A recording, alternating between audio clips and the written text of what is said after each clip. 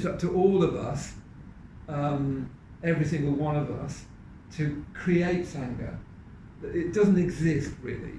It's the Buddha's dream, the Sangha, you could say, and that he's dreaming us, and our job is to keep creating a Sangha. Every time you're honest, every time you're genuinely friendly, every time you go out to others, you're creating a Sangha. It doesn't really quite exist. It only exists in potential. Yeah, it's really nice to be back in Brixton. When I moved to London, I moved to Brixton. I lived on Loughborough Junction, on one of the high rises, they're not very high rises, but those big blocks. One called Bully House, up there. And I moved I come from a small village, a small town in Warwickshire, and I can't tell you how exciting it was to go from that small town to come to Brixton. I mean, I felt so. It was just such a great place to come. You know, that was probably 1983 or something like that. Brixton was quite edgy, but it was so alive. Henley and Arden, where I come from, wasn't very edgy, and it was really dead. I hope no one here from Henley and Arden. I really love the diversity of the place in every sense. The new foods, the new people. It was like at last I got out of this small town to this world where I remember going to the Brixton Ritz and they had all night. Do you remember everyone had all night cinema things and eating all these things. I remember discovering the plantain. I mean, I remember buying them at the market here. Not really remember what to do with them, but no one in Henley and Arden probably knew what one was. So I remember Brixton very, very well. So it's lovely to come back. It's always very. I was at art school just down the road when I was here. So I've been asked to talk about the Sangha, so I will try and talk about that. I must keep an eye on the time, because otherwise I'll talk forever now. So the first thing to say is,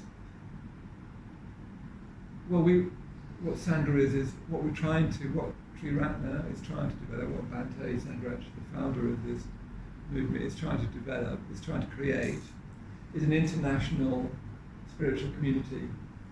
We had a Zoom thing on the college meeting just now. Tara and I were at the college meeting, and there was about over 700 people from all over the world. And that's a difficult thing to do, create an international community. It's a sort of easy thing to do in a kind of strap line or a kind of advertising jingle. Everybody now wants to say you're part of a community, whether it's a community of people who buy Nike, or a political community or whatever. But actually developing a community is very, very difficult. And sometimes I've been involved in Triratna for 35 years, something like that, 35 years. And it's been difficult in some ways. In some ways it's been wonderful. But the whole project of creating a community of friends, it's difficult because oneself has got all sorts of difficulties and other people have as well. And what makes it worse is other people's difficulties can set off your difficulties or get tangled up in yours, or your difficulties and complexities get tangled up in other people. The possibility now of a community of any kind is very, very threatened. Increasing, that I'm very aware of, what seems to me a new growth in identity politics, for instance. When I came to Brixton, one of the reasons I came to London was to come out, like being gay in a small, I was the only gay in the village. I was actually. Actually, I discovered later I wasn't, but that's another story. You don't need to know anyway. But coming to London was part. I wish I hadn't mentioned it now. Coming to London was partly, a real attempt to sort of discover a community of my own. In this case, a gay community. Actually, once I discovered it, I wanted to leave it. That's another matter. It felt like the gay community was like the end of a long tunnel, only to realise that there was another tunnel I needed to go through, and that was the tunnel that brought me to the Sangha. I never really wanted to be part of an identity community. I never really wanted it. I watched a film recently about. I will move on from this. I watched. What did I watch? Oh yes, a friend of mine went to see The Normal Heart, which is an AIDS play. And when AIDS was a massive matter when I was here, and that they discovered the AIDS virus in 1984. That's just when I was still at art school, just a year after I moved here. And that, this play is called The Normal Heart, and I remember seeing it when it first came out. And it's very much about a gay community of people, of men mostly. And I remember thinking that I never actually wanted that. All I wanted was being gay not to be any kind of issue. It's just like having curly hair. What's the big deal? You don't want to make a career of it. Or like having freckles. But it was useful for a while. That kind of circle. It wasn't really a community as well. It was just a word that we evoked those days. There was bits of it, but not very much really. Not as I understand community. At least not for me anyway. I never wanted to be part of a group like that. I didn't want to be a small town English boy. I didn't want to be small town English white boy. I didn't want to be a gay boy. I didn't want to be any of those things. I just wanted to just be me, and then do stuff. Do something more than me. And that's what Sangha is trying to be. It's trying to be a community that goes beyond all of these divisions that we're seemingly to see becoming more divided. Gay and straight, men and women, black and white, gender, non-binary, and so on. There's more and more opportunities to feel oneself in a different and increasingly embattled grouping. And I can understand that, because I've experienced some of that. I needed that when I was in, when I needed to come away from Heninov, and I needed to come and find a community, so to speak. I then needed almost immediately to leave it, because it would have been stultifying. So what our vision of, what Triratna's vision of Sangha is a Sangha of persons, of unique persons. And what one would hope is that everyone and anyone who wants to go for refuge at the Three Jewels are invited into that Sangha. Irrespective of social class, nationality, every possible difference. That's what the Sangha is. But it is a Sangha of people who want to go for refuge. It's not, we're not trying to get, we're not, for instance, just trying to find a diverse Sangha. We're trying to say, if you want to do this, then this is for you, then we want to make it really possible for you to do this, irrespective of who you are, whether you're an aristocrat, which we have very few of, in fact we have none of, not many actually anymore, or whoever you are. Yeah. So what I thought in my little time before questions, I thought I've got three things that make up a Sangha, what a Buddhist Sangha needs to be. Because I really don't want to underestimate the difficulty. There are so many things that divide us. And there are increasingly a concern about those divisions. And of course, if you look for divisions, you'll find things to divide you. Also, even aside from that, we're very, very different individuals, different psychologies, different needs, different cultural backgrounds, all of which could easily misunderstand each other and clash. It's sometimes very disappointing, frankly, to see in my order quite unpleasant, particularly online discussions between order members. It's very, very saddening to see. And I remember talking to Bhante about it just before he died, and saying, "No, I'm very unhappy with that." And Bhante has a way. Bhante Sangha, the founder, just in case you don't know the name, he has this lovely way. He has this very way of sort of saying, said to me, it's only human. It's only human. People by nature divide. We human beings are sort of vulnerable, complex creatures who easily divide against, you can even divide against yourself, can't you? And against some of your own feelings and drives. You can divide against your history, you can divide against other people. So the instinct to separate, and we've just been through a pandemic which has increased our separation. Such a shame we called it social distancing, isn't it? Should have called it physical distancing. Actually, we needed social coherence, not social distancing. And words are important. They cast a spell. It's a shame that we called it that. But actually, we need the absolute opposite. There's been this sort of meteoric rise, haven't there, of mental health problems because of isolation and so on. So yeah, my three things. So first of all, if we want to create a Sangha in which we can overcome our differences, and they're endless, our differences. They're like samsara itself. The differences are endless. First of all, you need a vision of truth, I think. Yeah? You need to have a vision of truth, and you need to be bothered by that vision. If you don't have that, and if you're not bothered by it, I'm not sure that the Sangha is really for you. There are lots of other groups that are very good groups, I think. Buddhist and non-Buddhist and non-religious. There are lots of other ways of creating community. But if you want this community, I think you need a vision of truth. By a vision of truth, I mean, what on earth do I mean?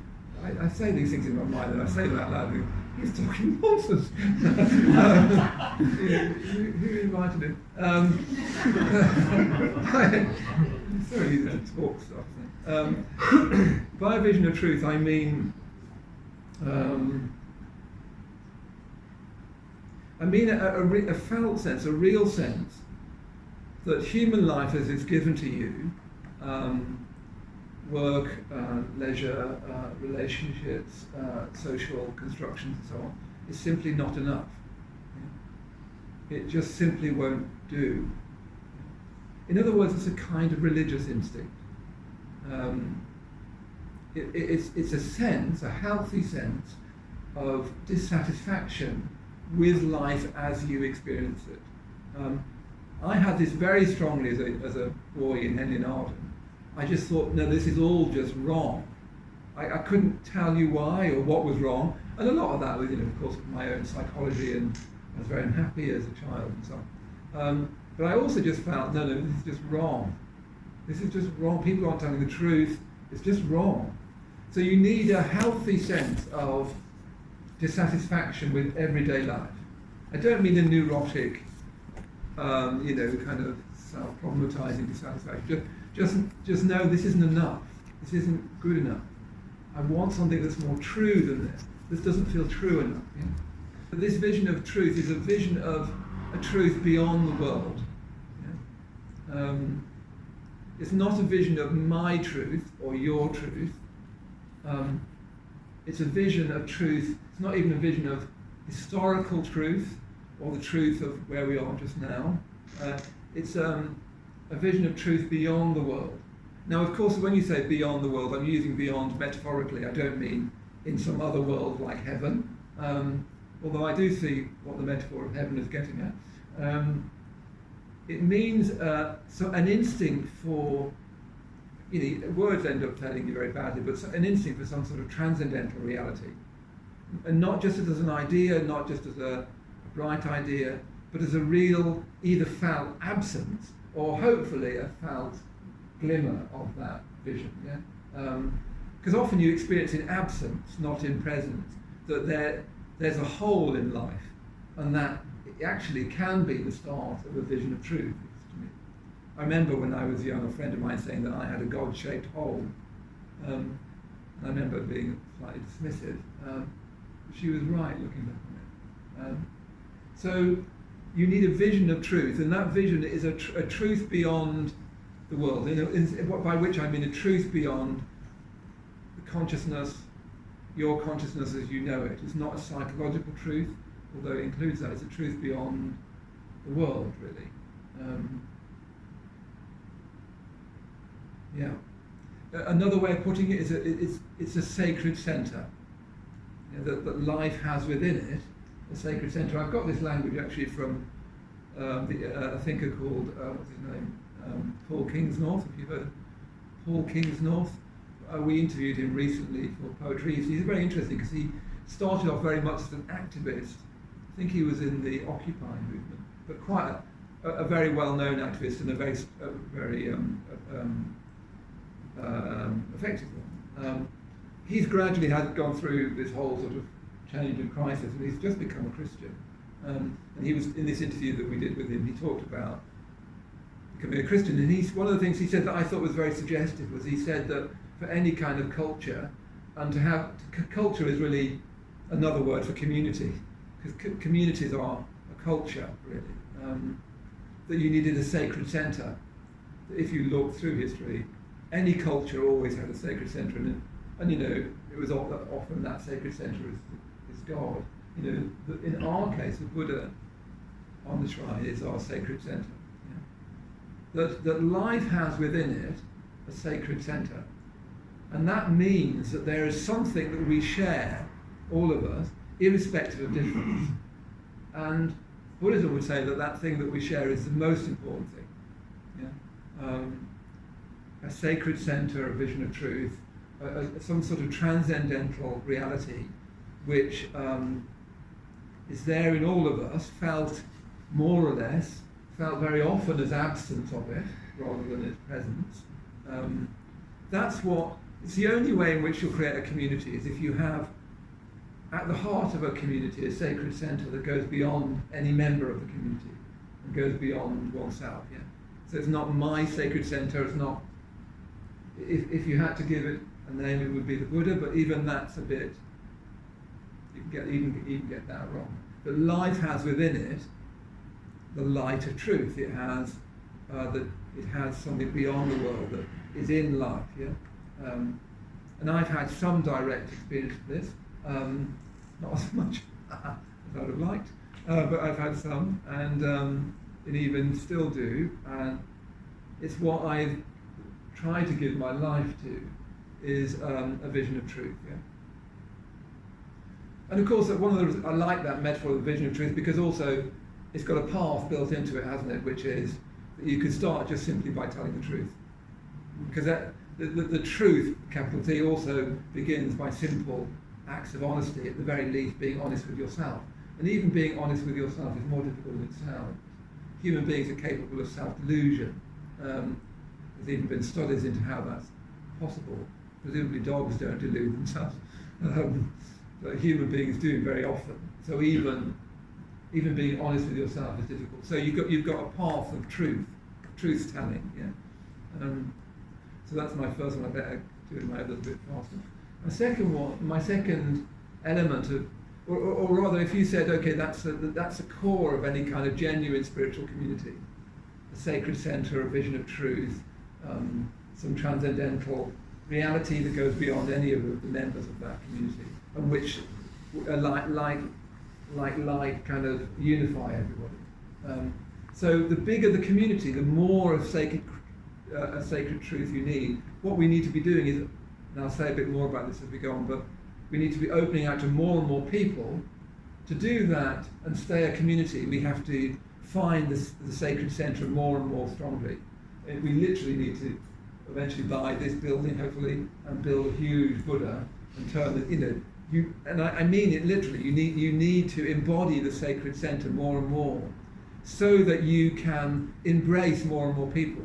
Otherwise what you'll get in the Sangha is more and more factions. And that's always a presence in the Sangha, I'm afraid.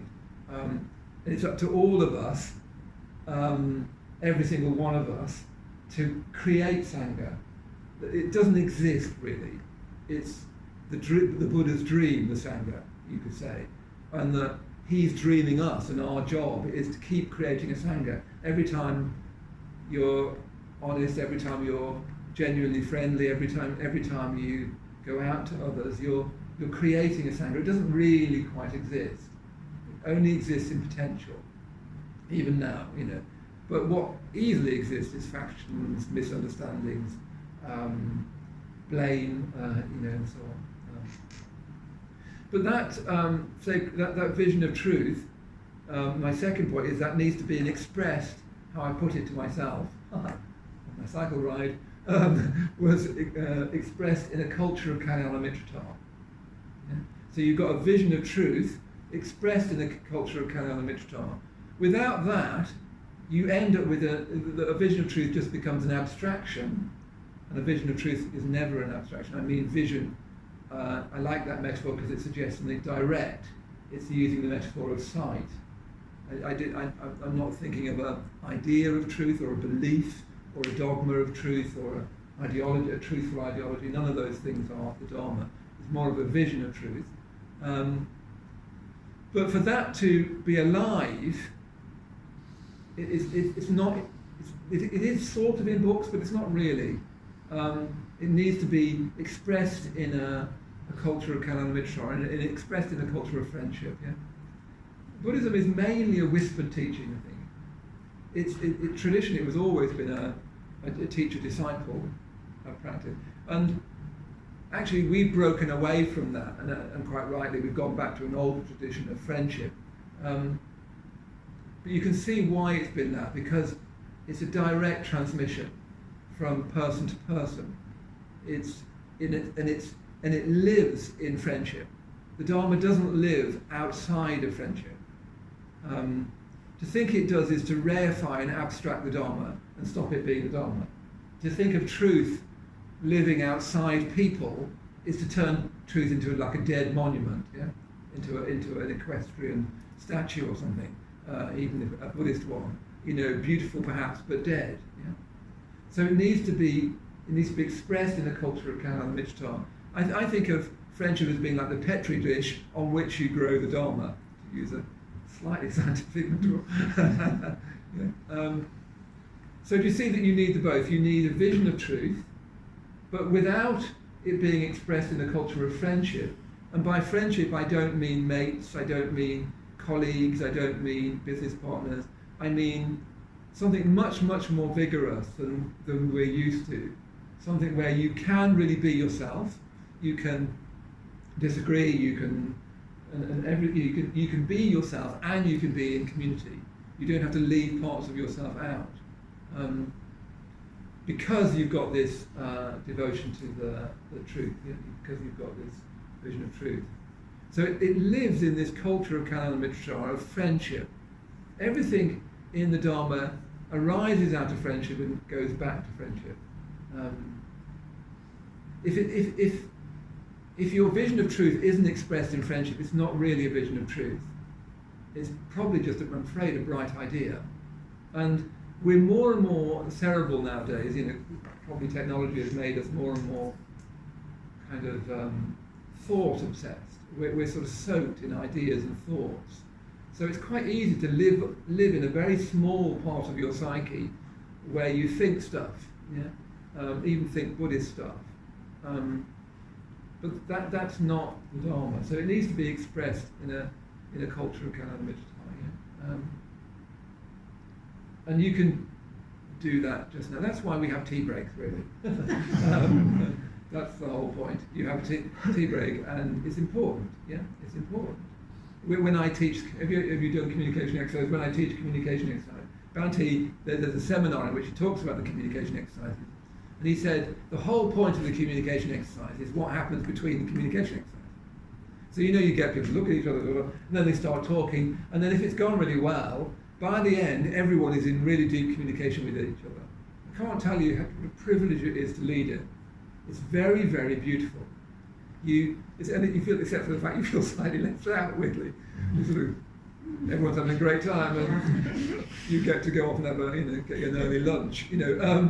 But this lovely sense, and I've done it so many times, of leaving the room and seeing all these pairs of people in really deep, warm communication. They're not just saying stuff; they're in communication, and it's really, really, very, very beautiful to see. That they're in communication. It's like a little vision of heaven. It's like heaven on earth, just for a bit. People are actually aware of themselves, aware of somebody, and they're in communication. Yeah? You can see in that moment, if you get the chance to lead a communication exercise, you just look around and you think anything is possible from this moment. You could create heaven on earth, but the divisions are there waiting all the time. How can we keep this level of warmth and metta and awareness? How can we keep that and grow from that? Yeah? So you need a vision of truth, and it needs to be expressed in the culture of kalyana mitrata, friendship. I think of it as like those pyramids of champagne bottles, champagne glasses. I've never actually seen such a thing, but I've seen those black and white movies where they seem to be quite often there, don't they? Where you pour champagne into the top glass and it goes through into this pyramid of glasses. Has anybody ever taken one of those glasses? I never have. Anyway, but it's like you've got this vision of truth being poured into the top, and it just bubbles down into all of these different glasses. That's what the Dharma and the Sangha is. And then lastly, so you've got a vision of truth expressed in a culture of kalyana mitrata. And remember, that vision is a historical, transcendental vision. So it's not a secular matter, and not in the way that it's currently being weaponized anyway. Secular originally just meant not religious. A library was not a theological library. It just meant and then it was an important distinction. I'm now wanting to say no, it's a religious matter, but of course I use religious in a very particular way. It's a vision of truth. It's not some good ideas, however profound they might be. It's not a philosophical treatise on truth. It's a vision of truth, and that's expressed, not talked about, but expressed in a culture of kalyana mitrata and in a culture of kalyana mitrata. And culture is a very deep word. It's the basic idea of cultivation, and that to do with turning over the soil. So you have a culture that's very enriched. Its soil is turned over, But that's not enough. If you just had a vision of truth expressed in the culture of kalyana mitrata, you end up with a clique. You end up with effectively a Buddhist clique. At best, a very impressive one, but you end up with a Buddhist clique. Or that's perhaps a rude way of saying it, but at least a Buddhist group, yeah? And I'm not interested in Buddhist groups, frankly. They're not interesting. I'm not interested in any kind of group in a certain sort of way. They're valuable to do certain things, but they're not going to help you with your vision of truth. In fact, they're often going to disrupt your vision of truth. And you see there's a danger for Buddhist centres, because we talk about the Sangha, there's a lot of loose talk about Sangha. And if we're not careful, it just means all the people I know in that group. So this is the Sangha, because everyone who comes in I recognise and know and can give them a hug. And that's great, isn't it, that you can recognise people and know them and give them a hug. But if you're new to a situation, it just looks like a clique. Yeah, it just looks like where everyone knows it. I've been really struck by it because just this morning I was watching people teach at the LBC. It's going really well. We're doing this Saturday morning class. We'll go into it, but and I was noticing just before the class, because there are people becoming regularly, they're all sitting around talking to each other, which is lovely. Creates a lovely atmosphere. Unless you're new and feel a bit different or shy, or perhaps you just don't look, like this very white group that was there. Actually wasn't that much this morning, but it can be. Anything that would make you feel like, is this going to be a group where I'm going to be welcome? If they're all sitting around chatting to each other, it could look like actually they all already know each other and this isn't really for you. But you see how we ourselves could do that under this name of Sangha. Isn't it great, the Sangha? And I've seen Sangha start to do this. They think, it's really great, everybody knows each other. It's not good enough. Because the third thing that Sangha needs to be is for the benefit of all. It needs to be a vision of truth expressed in the culture of kalyana mitrata for the benefit of all. In other words, it needs to be constantly, ambitiously open-ended, opening up to, reaching out to people who not only aren't in the Sangha, but don't want to be in it and have got no intention of being in it. We need to be opening up to people who've never thought about Buddhism or meditation. And frankly, we're not doing this very well. We need to do much, much more of that. Sorry? Obviously that's touching a nerve for me. Anyway, but we're not doing it well enough, and that's always true. It's too easy to sort of go on about it. But it's really, really important that the world is in a terribly difficult place. You don't need me to cycle from Bethnal Green to tell you. It's a terribly, very difficult place. Things could get very, very bad. Who knows? It might not, and it might get better, but it could get very bad. The world has got a crisis of meaning. It's actually got a crisis because we've taken out the sacred centre, and we've thought for ages that would work fine. And what we've had since we've taken out the sacred centre is 2 world wars, the rise of Nazism. You've got some of the worst things that have ever happened in human history. Part of it is to do, it's multi-layered, of course, there's no one cause of anything, but part of it is to do with taking out a sacred centre, saying, actually, no, do you know what? There isn't anything transcendental about life. There isn't anything more to life. It's just this life between birth and death, so let's do that really well. Some people have tried to do that as honourably and philosophically as possible. Some people haven't. But we've had God removed from the world, and human beings cannot live without a sacred centre. They really can't. We are just religious beings, whether we like it or not. We will worship. If you don't worship the Buddha, you'll worship something else. Who wrote Infinite Jest? David Foster Wallace, who wrote a wonderful piece about that. It's the only thing in my book, whatever it's called, The Journey and the Guide, it's the only thing I've quoted in full. Because it's a brilliant, short piece on you human beings are worshipping religious creatures. We're religious people, basically. We create a sacred centre, and that could be, Beyonce, or it could be, I don't know, LGBTQ rights, or it could be shopping, or it can be the Buddha, or it can be Christ. But we do that. That's what we do. It's not whether you want to be religious or not. You already are. Our behaviour tells you are.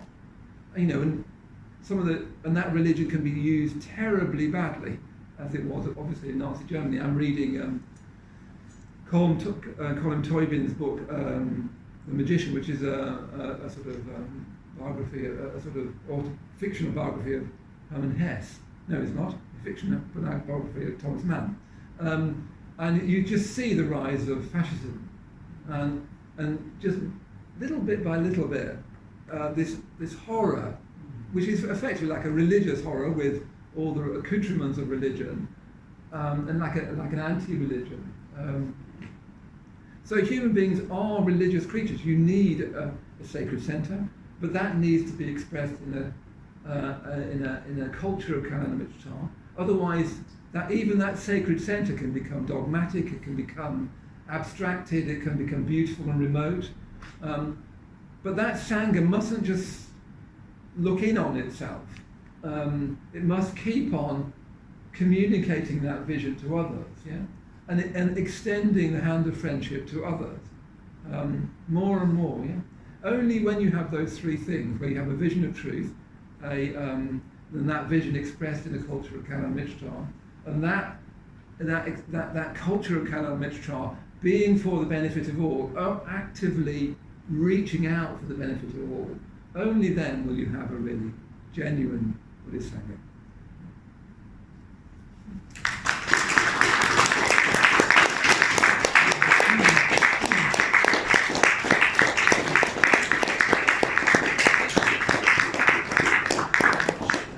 So let's just open the floor up. We've got about 10 minutes where we could just,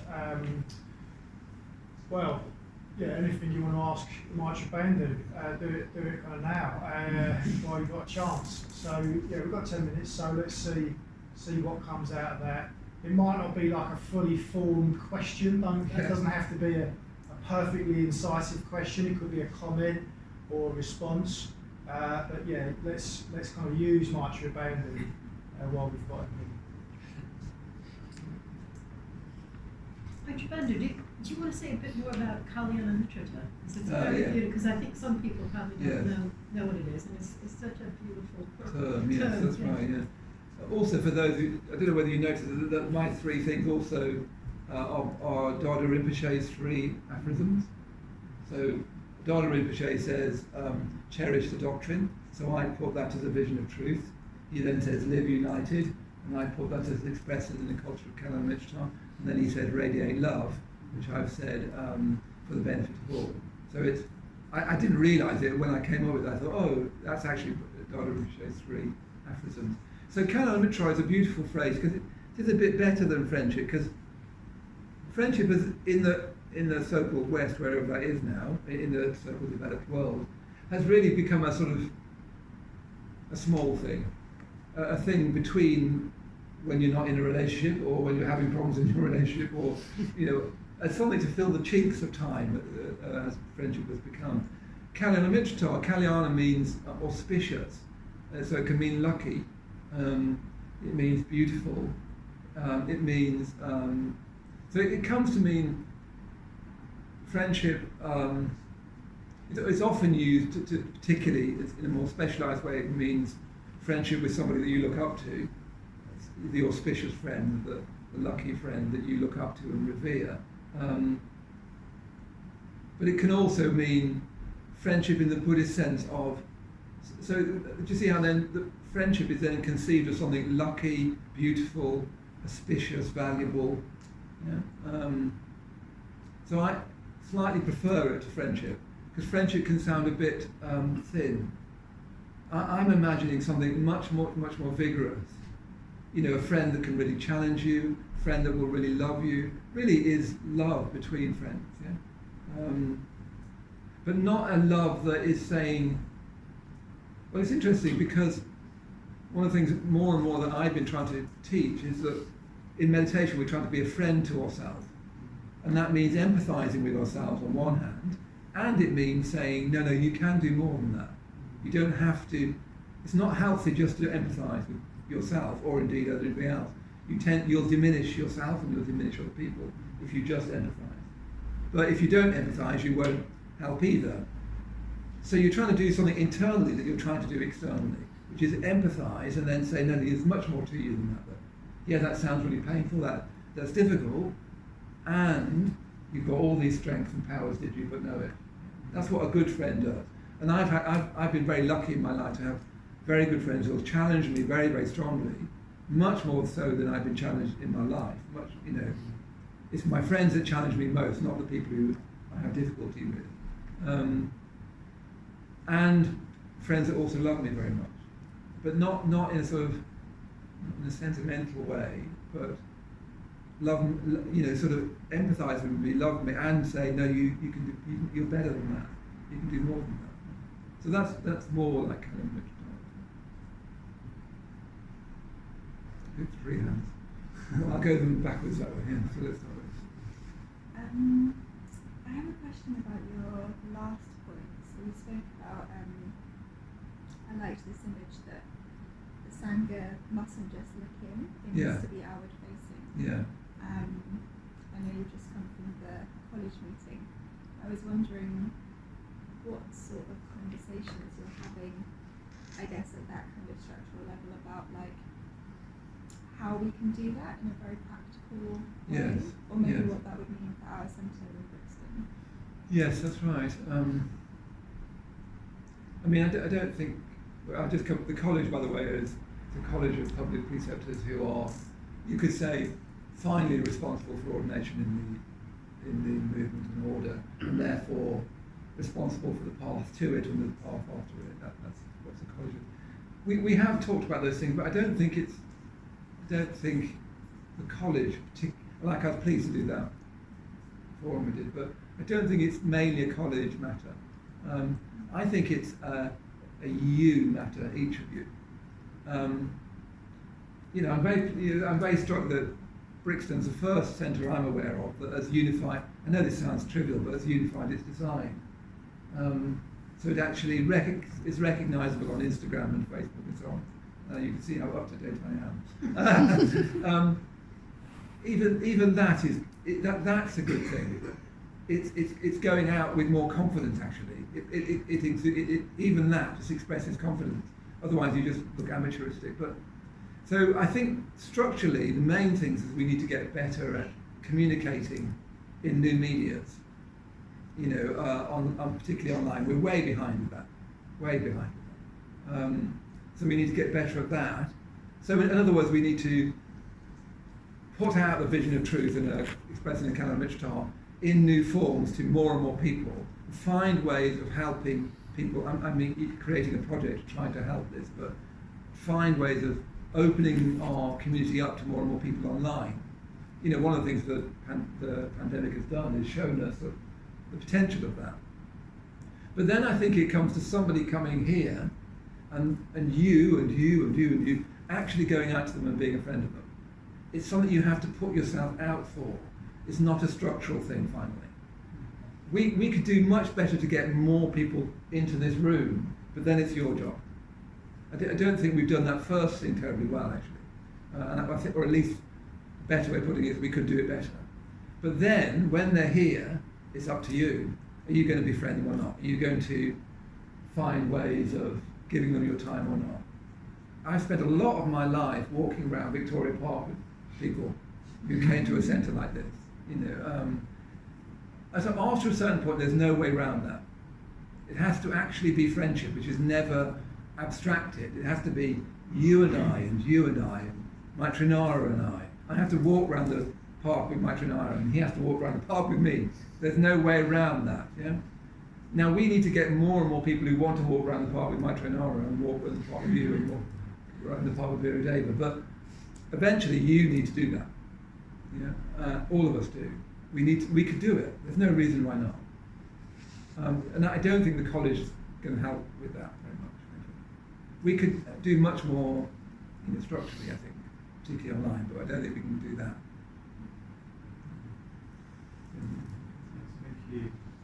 Thank you for a wonderful talk, very inspiring to hear your vision of what Sangha is. So my question is, as far as I'm aware, in the East, when they say Sangha, they refer Sangha to Buddhist kind of like more kind of people who live more kind of like Buddhist kind of disciples and Buddha himself. So do you think that when we refer to Sangha to our community, to everyone kind of here in West, do we live up to that standard in a way? That's my first question.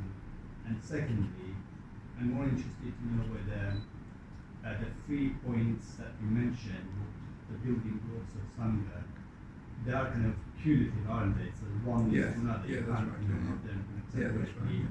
And I appreciate that the first one would be the kind of cornerstone of the Sangha, the vision. So in terms of the vision, what do you think, do we have that, so to say, nailed down in our kind of communities? Or it's kind of, do we have it kind of like, do we really know what that vision is? Right, If not, are we doing enough to have that vision like really clear to all of us what is we are trying to achieve and that? That's the first question. You have another one as well? Let's do that one. that was already two. I don't know about other Sanghas, particularly, I don't know whether we live up to other Eastern Sanghas, no idea. I've never, all my Buddhism has never gone further east than Bethnal Green. So I don't know about that. As for a vision of truth and whether we have that nailed down, no, we don't, and we mustn't. It's not, a vision isn't something that you can nail down. We've got enough, we've got a system of practice, we've got more than enough that we are clear about, as far as you can be clear about things. We've got more than enough. But we mustn't try and nail it down.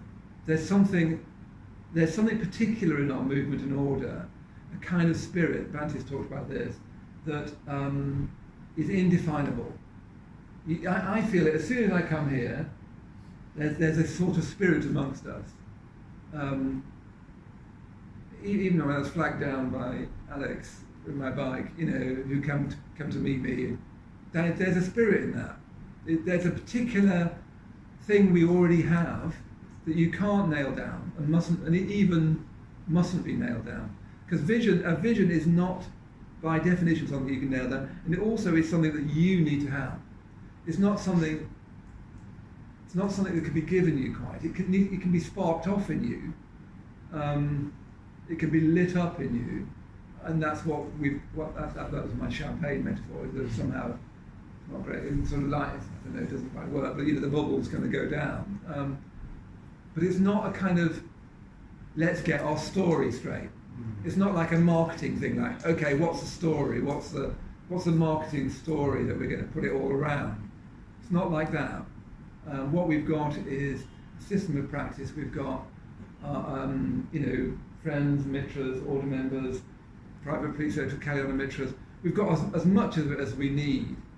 But none of that ends up being the vision, because all of that can decay, and always is decaying in a certain sense. The vision comes down to us, and to you, and to me. So we need all of us to find that vision. That's the most important thing. Actually, just got questions. I just wanted you to say a little bit more about this absence and the Ah, yeah. Yeah. I do think that's often how we, I do feel more and more that life has to have a sacred centre, and that it's been a massive kind of wounding to humanity when we got rid of God. Nietzsche sort of saw that. He thought that was a massive thing. It's taken us a long time to catch up, and actually what we've done is live out all the he sort of said what would happen once we got rid of God. He said, you'll end up with this complete relativism, etc., many of which have come true. So we have to have a sacred centre, and I think for most people it's experienced in its absence, that there isn't one, and that feels like that's terrible. I mean, a friend of mine, one of the that I've known for many years, again who I ordained, he, for him, his way of expressing that absence was alcohol. He was a very an alcoholic, but he drank terrifyingly. And hearing his life story is really quite terrifying. But he said to me, he said to me, I was in this pub and I was going to AA, and in AA they were saying, look, we'll get you well enough so that you can live an ordinary life. And he was in this pub watching people trudging past in the rain from Sainsbury's with their Sainsbury's bag. He was in the pub having another pint, saying, and that's what you're offering me? That's what I'm going to stop doing this drinking for, so that I can walk back in the rain with my Sainsbury's bags. Is that it? He felt that his drinking was to do with the absence of a sacred centre, in the way I'm using it now. That if you don't have it, you get destructive. Human beings need this sense, this real lived sense of a candle at the centre of things, of light and love at the centre of things. And if they don't have it, they destroy things. Because what's the point of anything? So I think often it's experienced as absence, but then of course that absence easily gets very narcotic, literally. It's a lot to ask to experience it as a presence. I have at times, and even one or two times very strongly. Mostly we experience it as not being there, but that itself is a contact with it. I don't miss Michael Jackson, for instance, because he's not massively important in my life. You miss things that you're connected with. I don't really regret not being a concert pianist, because that was never going to happen. So when something is an absence, it's because you're connected with it. And so that absence that we have, in some ways, shows it that there is a sacred centre and you're missing it. You're aching for it. And sometimes you'll get into quite destructive behaviour because it's not there. And then blame other people that it's not there, or blame yourself that it's not there. So much of what we're trying to do is recreate in ourselves the faith in a sacred centre, in a transcendental centre. but mostly you'll experience in its absence. And one of our practices need to be to see that because that's an absence for you, it's important for you. You don't feel an absence for things that aren't important. They're not important. They're not registered as an absence even. That's how I would think of it. Certainly that's true of me. I remember singing in the church choir. I remember singing "God so loved the world that He gave His only begotten Son, that every soul should believe in." I remember really loving it, singing together, wearing the robe. I was in the Church of England, wearing my surplice. I didn't believe a word in it, but I wanted that. God so loved the world that He gave. That there was something at the heart of things that loved the world. To live without that is a terrible human place. You can see why religion is having a comeback. To live without that is unlivable. Buddhism, I think, has got the most sophisticated way of helping you have that without reifying it into a god, which then creates a new set of problems like guilt and so on. It's very problematic when you reify it, but getting rid of that has been enormously problematic. Great, so I hope you enjoyed that Dharma talk. So if you did enjoy it, if you're enjoying our videos, I just want to ask you or encourage you to think about making a donation to the Brixton Buddhist Community. We're a UK charity that relies completely on your donations to run everything here. And if this was a meditation class, there'd be a donation bowl that you could just put in £10 at the end of the night to help support the activities. But as you're watching this online, I just want to ask you to think about making an online donation. If you've watched 4 or 5 videos this month, maybe you might want to think about giving £10. So there's a link in the description below where you can go to our website and make a donation. And if you want to keep giving, you don't want to worry about making that donation every month, well, you could just set up a monthly standing order. That would be really, really helpful. I want to suggest something of the region of maybe £10 or £20 a month if you're able to do that, and that would be really, really helpful and help us keep producing videos like this one. Thanks for listening. Take care of yourself.